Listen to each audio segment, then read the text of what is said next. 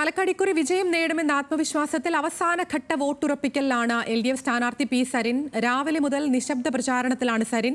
നാളെയാണ് പാലക്കാട് ഉപതെരഞ്ഞെടുപ്പിലെ വോട്ടെടുപ്പ്. പാലക്കാട് നിന്നും ശാന്തകുമാർ വെള്ളാലത്തുണ്ട്.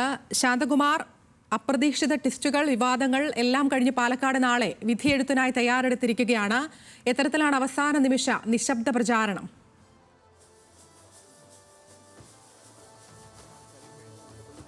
പ്രചരണ രംഗത്ത് തന്നെയാണ്. പക്ഷേ അദ്ദേഹത്തിൻ്റെ വീടിന് സമീപത്തുള്ള വീടുകളിലെ ഒന്നും വോട്ടർമാരെ നേരിട്ട് കാണാൻ അദ്ദേഹത്തിന് സാധിച്ചിരുന്നില്ല എന്ന് പറഞ്ഞു. അതാണ് ഇന്ന് ഈ നിശബ്ദ പ്രചരണത്തിൽ വോട്ടർമാരെ, വീടിനടുത്തുള്ള വോട്ടർമാരെ നേരിൽ കണ്ട് വോട്ട് അഭ്യർത്ഥിക്കുന്നതിനുള്ള തീരുമാനത്തിലേക്ക് പോയത്. എല്ലാവരെയും കാണുകയും ഒപ്പം തന്നെ ചിഹ്നം പരിചയപ്പെടുത്തി കൊടുക്കുന്നത് വളരെ രസകരമായി തന്നെയാണ്. ഒരു സ്റ്റെതസ്കോപ്പ് ഉണ്ട്. ആ സ്റ്റെതസ്കോപ്പുകളെല്ലാം ആയിട്ട് തന്നെ പ്രവർത്തകർ കൂടെയുണ്ട്.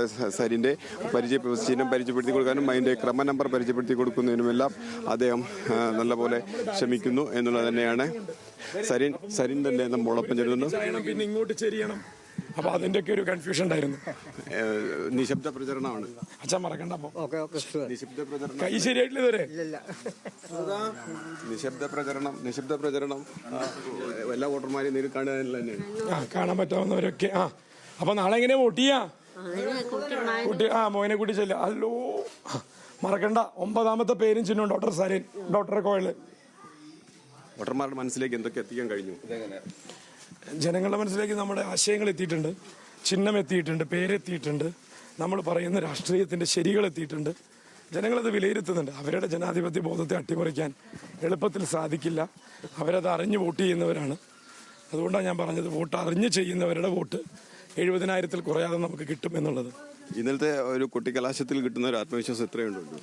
അത് വളരെ വളരെ, ഞാൻ പറഞ്ഞില്ല, ഇന്നലെ അവിടെ വന്ന ജനങ്ങൾ എല്ലാവരും ഇടതുപക്ഷ പ്രവർത്തകരും അനുഭാവികളും മാത്രമല്ല, കുറേ അധികം ആളുകൾ ഇടതുപക്ഷം ജയിച്ചു കാണണമെന്ന് ആഗ്രഹിക്കുന്ന ആളുകൾ കൂടി പങ്കെടുത്ത ഒരു കുട്ടിക്കലാശമായിരുന്നു അത്. ഇന്നലെ ഉണ്ടായിരുന്നു.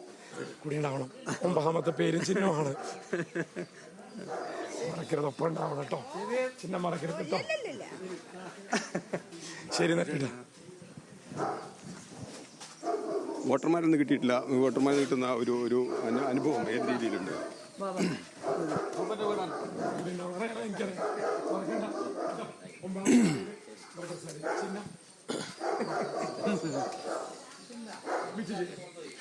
ഈ ചിഹ്നം പരിചയപ്പെടുത്തി കൊടുക്കാനൊന്നും വലിയ ബുദ്ധിമുട്ടില്ല. ആൾക്കാർക്കെല്ലാം മനസ്സിലായിട്ടുണ്ട്. അതെ അതെ അതെ അതെ. എന്നാലും നമ്മളതൊന്ന് കാണിച്ചു കൊടുക്കുമ്പോഴേ അവർക്ക് തിരയേണ്ടത് അതാണെന്ന് മനസ്സിലാവും. കാരണം ഇന്നേ വരെ അങ്ങനെ ഒരു ചിഹ്നം തിരഞ്ഞ് ശീലമില്ല. ശരി, മോനേട്ടന് വിടാം. പിന്നെ അച്ഛനോട് പറയാൻ എന്തായാലും 9ാമത്തെ ചിഹ്നമാണ് കേട്ടോ നമ്മുടെ. ഓരോ വോട്ടർമാരും നേരിൽ കാണുകയാണ്. അതിര LDF സ്ഥാനാർത്ഥി രാവിലെ മുതൽ തന്നെ തിരക്കിലാണ്. ഏറ്റവും പ്രധാനപ്പെട്ടത് ഈ ചിഹ്നം പരിചയപ്പെടുത്തി കൊടുക്കുക എന്നുള്ളത് തന്നെയാണ്. അതുപോലെ തന്നെ വോട്ടിംഗ് മെഷീനിലേക്ക് ക്രമ നമ്പർ പരിചയപ്പെടുത്തി കൊടുക്കുന്നു. അങ്ങനെ രാവിലെ 7 മണി മുതൽ തന്നെ സജിന് വീടിന് സമീപത്തുള്ള തൻ്റെ അയൽവാസികളെയും കൂട്ടുകാരെയും എല്ലാവരെയും കാണുന്നതിനുള്ള ശ്രമം തന്നെയാണ് നടക്കുന്നത്. എന്തായാലും സരിന് വലിയ ഉത്തരവാദിത്തമാണുള്ളത്.